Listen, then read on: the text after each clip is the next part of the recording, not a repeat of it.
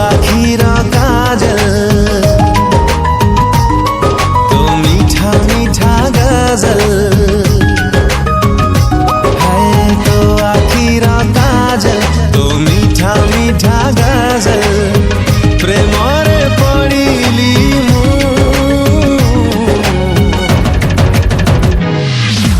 अजानते तते देखी देली मु।